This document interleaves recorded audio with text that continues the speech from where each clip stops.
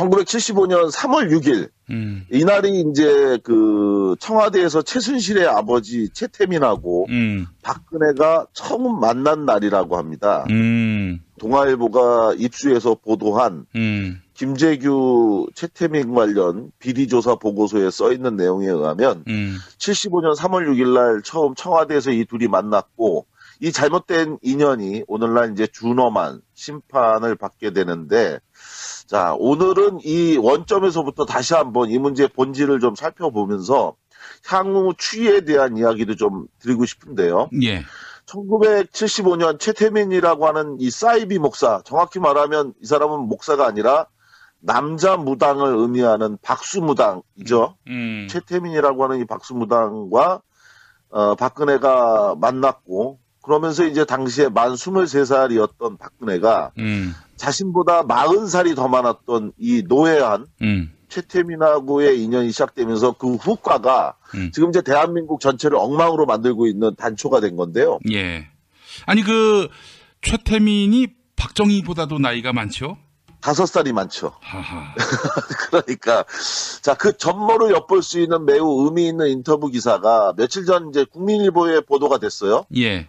그 인터뷰 대상자는 바로 대한예수교 장로회 종합 총회장인 전기영이라고 하는 목사인데요.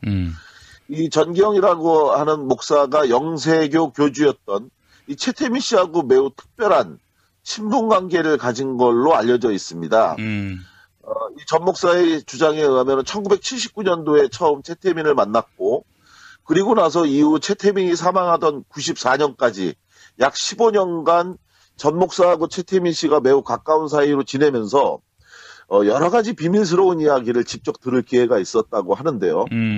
먼저 이 전 목사의 말에 의하면 최태민은 목사가 아니라 주술가이고 무당이라고 그의 신분을 정리했습니다.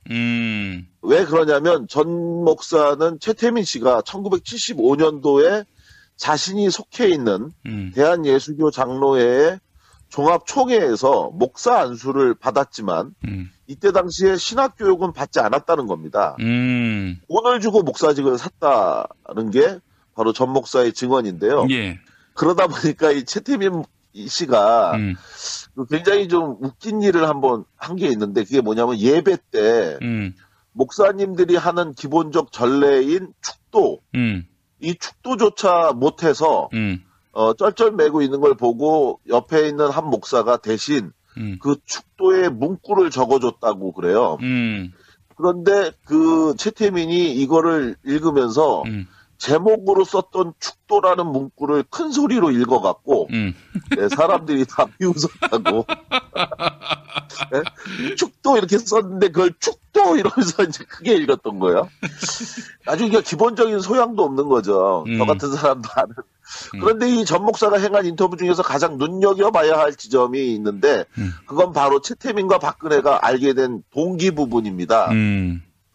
이미 많이 알려진 것처럼 최태민과 박근혜가 알게 된 것은 최태민이 박근혜에게 3차례 편지를 보냈는데, 말씀드렸던 것처럼 1974년 8월 15일 날 문세강 사건이 일어났던 바로 그날 문세강을 저격하려던 청와대 경호실 직원이 쏜 권총 오발 사고로 유경수 여사가 사망을 하죠. 예. 그래서 사실은 이제 문세강의 총을 맞은 게 아니라 청와대 경호실 직원의 오발로 인한 권총을 맞고 총알을 맞고 유경수가 사망하자 최태민은 이후에 모두 3차례 박근혜에게 편지를 보냈는데요. 예예예. 이 당시 최태민의 비리를 조사했던 경찰 고위 간부의 증언에 의하면 최태민이 처음 박근혜에게 편지를 쓴 때는 75년 1월이었다고 합니다. 그러니까 1월부터 2월 사이에 모두 3차례 편지를 보냈는데, 이때 당시에 최태민이 보냈던 편지에는 그 첫 문장이 어젯밤 꿈에 국모님을 뵈었습니다. 국모님 말씀이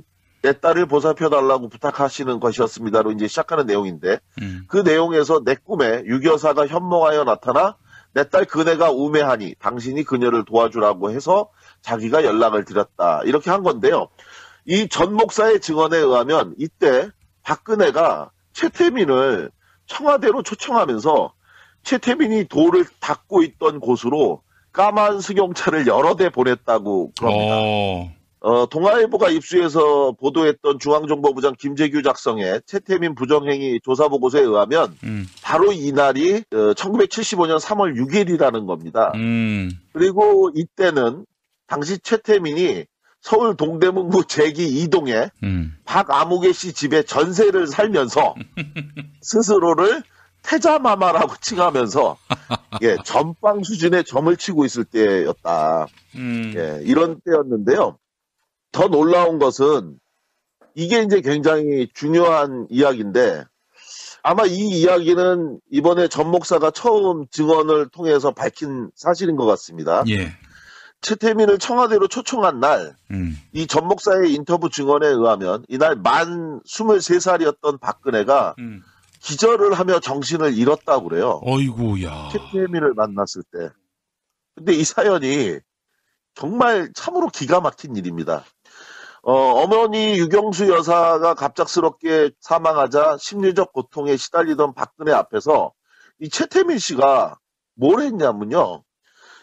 우리 김 PD님 사랑과 영혼이라는 영화 보신 적 있으시죠? 네. 그 사랑과 영혼에서 이른바 점성술사 사기꾼 우담의 역으로 나왔던 우피 골드버그가 예. 영혼 빙의를 하는 장면이 있지 않습니까? 죽은 사람의 혼령이 점성술사의 몸에 들어와서 이 연기를 하는 그런 장면이 나오거든요. 예. 그런데 최태민이 바로 이날 그 우담의 역에 우피 골드버그하고 똑같은 방식으로 유경수 여사의 영혼이 빙의됐다고 하면서 유경수 여사의 표정과 음성을 그대로 재현했다는 거예요. 그래서 이 모습을 보고 돌아가신 어머니가 정말로 빙의돼서 나타난 걸 보고 만 23살이었던 그때 당시에 박근혜가 그만 기절을 했고 그리고 나서 이후에 입신을 했다는 것이 이 전기영 목사의 인터뷰 증언입니다. 예. 이거대로 보면 우리 김 PD님도 성대모사에 한 가닥 하지 않습니까? 예. 한번 언제 유경수 여사의 목소리를 한번 해보시면 어떤가 싶은데, 이 전 목사가 하는 말에 의하면 먼저 여기서 입신을 했다라는 표현, 이것에 대해서 최태민 씨한테 자기가 직접 들었대요. 이 입신이 도대체 뭐냐? 그랬더니, 입신이란 예컨대 환상을 본다거나 천국이나 지옥을 본다든가 뜨거운 성령 체험, 신들렸다는 등의 의미인데 당시에 이제 유경수 여사의 목소리와 표정을 그대로 재현하는 최태민을 보고 박근혜가 이제 이후부터 최태민 씨를 신령스러운 존재 자체로 보게 되었다. 이것이 이제 전 목사의 이야기인데 말씀드렸던 것처럼 자신의 목소리로 다른 사람의 목소리나 새 또는 짐승 따위의 소리를 흉내내는 일을 성대묘사라고 국어사전에서는 표현하고 있는데요. 아마도 이제 텔레비전을 통해서 방영됐던 유경수 여사의 목소리와 표정 등을 이 최태민 씨가 이제 연습해서 만들어낸 그걸 보고 당시에 이제 박근혜가 속아 넘어간 게 아닐까 이렇게 생각할 수밖에 없는데요. 여하간 그러한 계기를 시작으로 최태민 씨와 박근혜의 불행한 시작이 결국 오늘날 민주공화국인 대한민국을 이 샤머니즘이 지배하는 원시 미개 국가 수준으로 이제 전락시킨 건데요. 그리고 나서 이러한 과정을 통해서 김재규 조사 보고서에 나온 것처럼 박정희 유신 독재 권력 하에서 권력 2인자였던 이 박근혜의 이름을 팔아서 그 아버지 최태민이 엄청난 금전적 이득을 받고 또 대를 이어서 그 딸이 부와 특권을 세습하고 있는 그들만의 대한민국을 만들어낸 건데 여기서 전 목사의 증언 중에 또 하나 믿기 어려운 증언이 하나 더 있는데요. 그게 바로 많은 분들이 의심하는 최태민과 박근혜의 연인설이라고 합니다. 이 전 목사가 최태민 씨가 살아있을 당시 이에 대해서 물어본 적이 있다고 하는 거예요. 최태민에게 박근혜하고 정말 연인 사이냐? 이 얘기를 물어봤는데 이 전 목사가 직접 최태민 씨에게 들은 이야기에 의하면 이 사실에 대해서 내가 나이가 있는데 라고 하면서 반문을 했다고 그래요. 그러니까 나이도 많고 이래서 아무 일도 없었다는 뜻으로 해석이 되는데 그런데 그 뒤를 잇는 말이 더 끔찍합니다. 뭐냐면 최태민이 이렇게 얘기를 했다는 거예요. 다만 박근혜와 나는 영의 세계의 부부이지 육신의 부부는 아니다라고 말을 덧붙였다는 겁니다. 이처럼 최태민의 전형적인 사기 행각에 박근혜가 넘어간 거, 이거를 좀 한번 분석해 보면, 예. 아까 전에 우리 김 PD님이 말씀하셨던 것처럼, 사실은 이제 박근혜는 최태민을 만나기 전까지 세상에 대해 전혀 알 수 없었던, 세상에 대해서 전혀 몰랐던 거죠.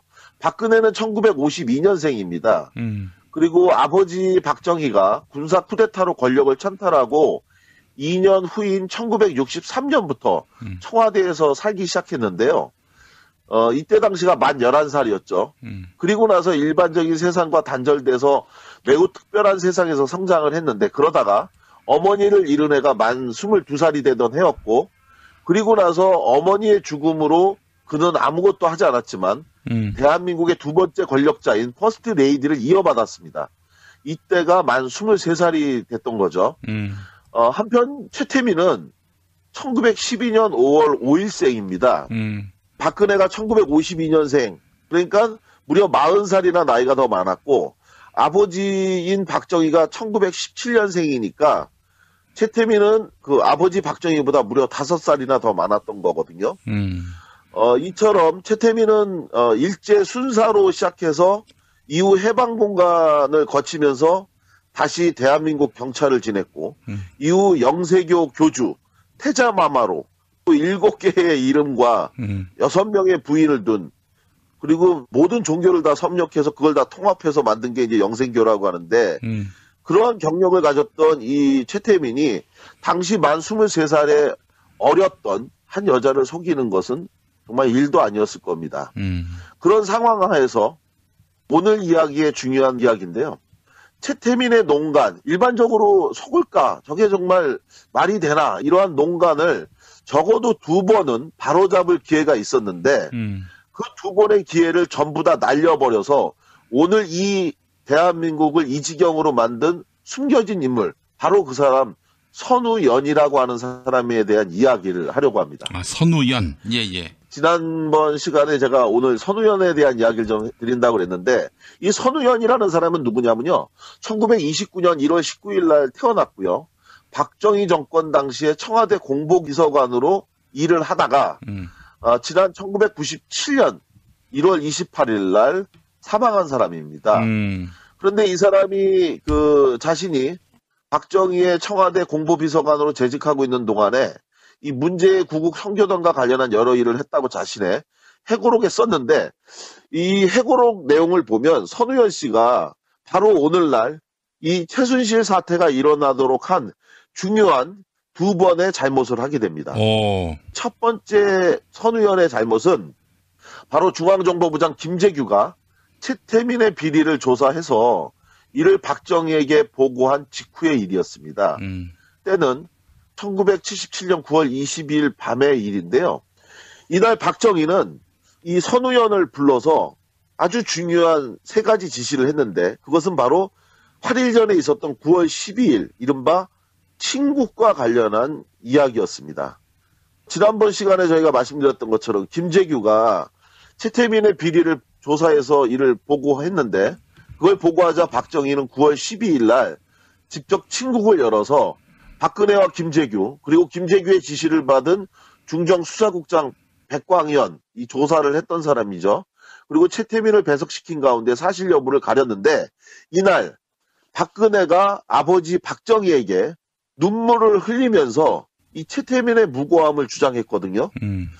그러니까 박근혜의 눈물에 아버지 박정희가 넘어가서, 그래서 검찰에다가 다시 한번 중정이 조사한 내용이 사실인지 여부를 확인해 보도록 지시를 했는데, 결국 검찰에서도 사실로 드러나니까 바로 박정희가 친국이 있었던 날로부터 8일 후인 77년 9월 20일 날 공보비서관인 구국 선교단을 관리했던 이 선우연을 불러서 모두 3가지 지시를 하는데, 지난 2005년에 공개된, 그러니까 선우연이 사망하고 난 후에 비로소 공개된 이 회고록에 의하면 날짜까지 소상히 적혀 있었거든요. 여기에서 이 3가지 지시 내용은 바로 이거였죠. 최태민을 거세하고 향후 그네와 청와대 주변에 그자가 얼씬도 못하게 해라. 그리고 구국 선교단 관련한 단체는 모두 해체하라고 이렇게 세 가지를 지시했다고 합니다. 그런데 바로 이날 선 의원이 한 첫 번째 잘못, 이게 바로 오늘날 비극의 시작이 됐는데요. 선 의원이 바로 이것을 대통령의 지시에 따라 시행했어야 되는데 어처구니 없게도 선 의원은 박근혜를 찾아갔다고 합니다. 네. 아버지의 지시를 받은 다음에 이걸 집행한 게 아니라 제일 먼저 박근혜를 찾아가서 아버지가 지시한 내용을 전달해 준 거예요.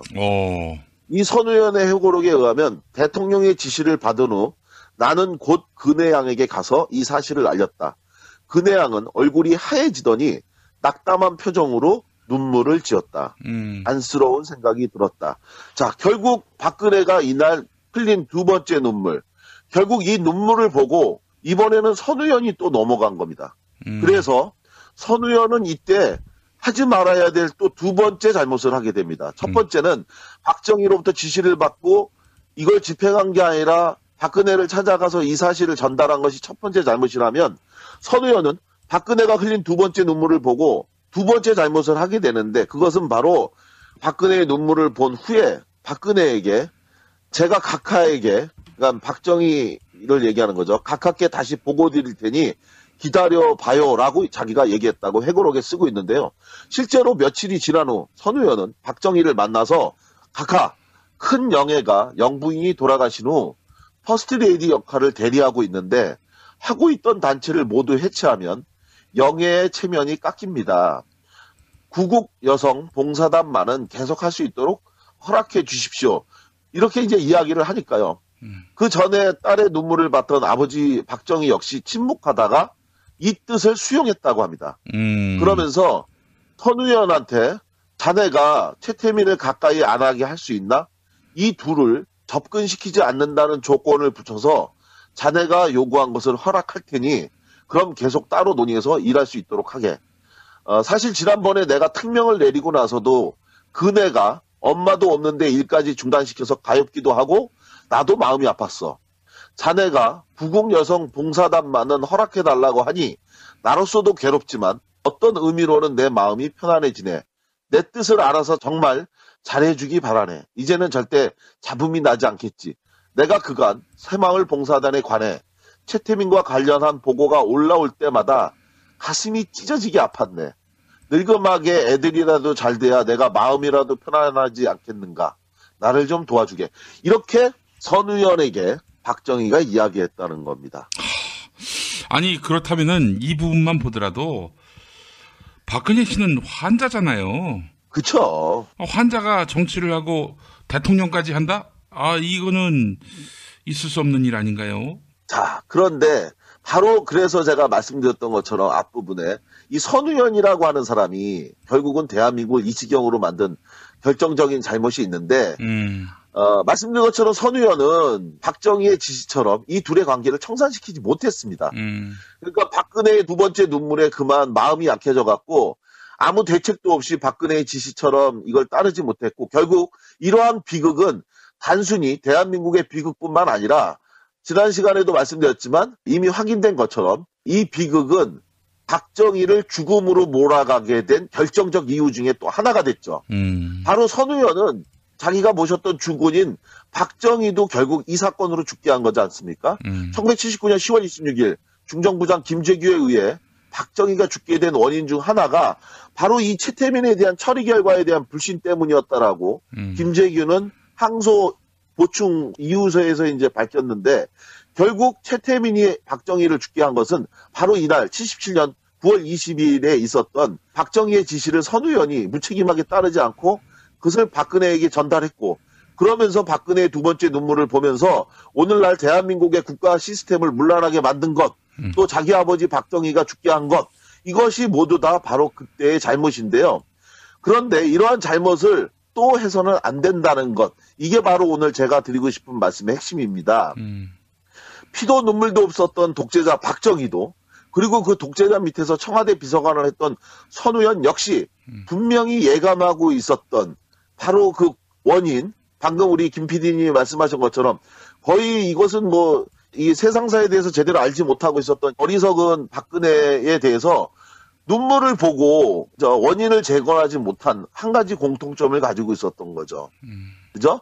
이 박근혜의 눈물, 이 흘렸던 눈물을 보면서 누가 봐도 사기꾼인 최태민, 이것에 대해서 박정희도 알았어요. 이게 사기꾼이라는 거. 또 손의원도 알고 있었습니다. 그가 나라를 망칠 인물이라는 것에 대해서 분명히 알았는데, 그러나 박근혜가 흘렸던 두 번의 눈물 앞에 그만 마음이 약해져서 이걸 그냥 방치했던 게 결국 오늘날 이 비극으로 성장해서 나라를 망치게 된 건데, 그런데 말입니다. 만약에 앞으로 박근혜가 또다시 눈물을 흘리면서 국민에게 한 번만 더 믿어달라고 하면서 오늘이라도 당장 텔레비전에 나와서 우리나라 보수 성향의 국민들, 이 사람들에게 눈물로 정말 간곡하게 호소한다면 어떤 반응을 보일까요? 제가 걱정하는 이유가 바로 이겁니다. 이제는 안 믿을 것 같은데요. 아이고, 무슨 말씀을요. 지난번 대통령 선거 때 불쌍하다고 보내준 게 청와대입니다. 네? 엄마 아버지 다 죽었다고 청와대라도 보내주자고 하는, 아까 전에 어떻게 이런 사람을 뽑았냐고 그랬지 않습니까? 예. 이게 바로 우리나라 국민들이 정치를 뽑은 게 아니라 자기가 그냥 보고 싶은 것만 보고 한 거죠. 사실은 저는 다음 시간에 한번 말씀을 드리겠지만 이건 역시 지금 대단히 잘못되고 있는 거죠. 건국 중립내각이니 어쩌저쩌 얘기하는 것 자체가 말이 안 되고 하는데, 여하간 그 얘기는 다음에 한번 말씀을 드리도록 하고, 오늘 제가 드리고 싶은 말씀의 핵심은요, 박근혜의 세 번째 눈물에 또다시 속는다면 단언컨대 이 나라는 망할 거다. 우리가 깨달아야 할 것은 대한민국의 눈물입니다. 이 박근혜의 세 번째 눈물에 더 이상 절대 속아서는 안 된다. 박근혜가 오늘이라도 당장 나와서, 아니면 최순실이가 구속되고 난 다음에 일단락되고 난 후에, 그때 세월호 사건 때도 흘리지 않았던 눈물, 그리고 세월호 사건 때 왜 눈물 한 방울 흘리지 않냐고 국민들이 따지니까 정말 1분 30초인가요? 눈을 껌뻑이지 않는 기적을 보여 한 방울의 눈물을 흘렸다고 하면서 사람들을 개탄스럽게 했던 그 일. 그런데 그 박근혜가 앞서 최태민을 위해선 두 번이나 눈물을 흘렸다는 사실, 그리고 지금 와서 만약 세 번째 눈물을 흘린다면 이 잘못된 눈물에 속아서 또다시 이 잘못된 통치가 지속될 수 있게 한다면 그 대신 흘려야 될 국민의 눈물은 강을 이루고 바다를 이루게 될 거다. 이 이야기가 오늘 김용민 본격 정치 논평 고상만이 전하는 이야기, 여기까지입니다. 예, 알겠습니다. 선의원 그 양반이 1997년에 저 세상 사람이 됐군요. 예. 예. 정말 그분이 그때 당시에 박정희의 지시사항을 그대로 따르기만 했어도 어쩌면 아버지도 죽지 않았을 거고요. 예. 그리고 그 딸도 오늘과 같은 이런 지경이 되지 않았을 거고, 나라가 이 지경이 되진 않았을 텐데, 저는 숨겨진 또 한 명 이 사건의 공범 손의원 씨에 대해서 고발하고 싶었습니다. 예, 알겠습니다. 고상만 반장님 오늘 말씀 잘 들었습니다. 고맙습니다. 1975년 3월 6일 이날이 이제 청와대에서 최순실의 아버지 최태민하고 박근혜가 처음 만난 날이라고 합니다. 동아일보가 입수해서 보도한 김재규 최태민 관련 비리조사 보고서에 써있는 내용에 의하면 75년 3월 6일 날 처음 청와대에서 이 둘이 만났고, 이 잘못된 인연이 오늘날 이제 준엄한 심판을 받게 되는데, 자, 오늘은 이 원점에서부터 다시 한번 이 문제의 본질을 좀 살펴보면서 향후 추이에 대한 이야기도 좀 드리고 싶은데요. 예. 1975년 최태민이라고 하는 이 사이비 목사, 정확히 말하면 이 사람은 목사가 아니라 남자 무당을 의미하는 박수무당이죠. 최태민이라고 하는 이 박수무당과 박근혜가 만났고, 그러면서 이제 당시에 만 23살이었던 박근혜가 자신보다 40살이 더 많았던 이 노회한 최태민하고의 인연이 시작되면서 그 후과가 지금 이제 대한민국 전체를 엉망으로 만들고 있는 단초가 된 건데요. 예. 아니 최태민이 박정희보다도 나이가 많죠? 5살이 많죠. 하하. 그러니까 자, 그 전모를 엿볼 수 있는 매우 의미 있는 인터뷰 기사가 며칠 전 이제 국민일보에 보도가 됐어요. 예. 그 인터뷰 대상자는 바로 대한예수교 장로회 종합 총회장인 전기영이라고 하는 목사인데요. 이 전기영이라고 하는 목이 다 비웃었다고. 네? 축도 이렇게 썼는데 그걸 축도 이러면서 이제 크게 읽었던 거예요. 나중에 기본적인 소양도 없는 거죠. 저 같은 사람도 아는. 그런데 이 전 목사가 행한 인터뷰 중에서 가장 눈여겨봐야 할 지점이 있는데 그건 바로 최태민과 박근혜가 알게 된 동기 부분입니다.